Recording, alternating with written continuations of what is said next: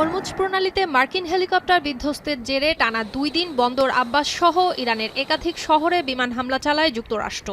জবাবে Bahrain, Jordan, Kuwait সহ উপসাগরীয় বেশ কয়েকটি মার্কিন ঘাঁটিতে ড্রোন এবং ক্ষেপণাস্ত্র হামলা চালায় ইরান। পাশাপাশি পুনরায় হরমুজ প্রণালী বন্ধের ঘোষণা দেয় আইআরজিসি। সব মিলিয়ে আবারও চরমে পৌঁছায় দুই দেশের মধ্যকার উত্তেজনা।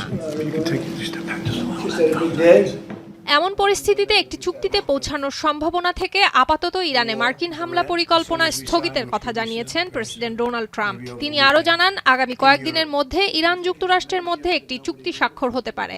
ভাইস প্রেসিডেন্ট জেডি ভ্যান্স চলতি সপ্তাহেই ইউরোপে চুক্তি স্বাক্ষর অনুষ্ঠানে যোগ দিতে পারেন বলেও আভাস দেন মার্কিন president. And most importantly, we have a deal that Iran will never have a nuclear weapon. বিশ্বকাপ দেখুন বায়োস্কোপ প্লাসে, সব নেটওয়ার্কে, সব ডিভাইসে। Which was the whole purpose of what we had to go through to get this. So it was a very big thing. এছাড়াও Trump দাবি করেন যুক্তরাষ্ট্র ইরানের সঙ্গে যুদ্ধ শেষ করেছে। তিনি ঘোষণা দেন সংঘাত শেষ হলে ইরান হরমুজ প্রণালী পুনরায় খুলে দেবে। We have a signing soon, and the documents are in pretty final shape. So we'll see. We'll see. Very good. Should be done. That should be done pretty quickly. They want it every bit as much as everybody else wants it. যদিও ইরানের রাষ্ট্রীয় সংবাদ মাধ্যমের দাবি, এখনও চুক্তির বিষয়ে চূড়ান্ত সিদ্ধান্তে পৌঁছায়নি তেহরান।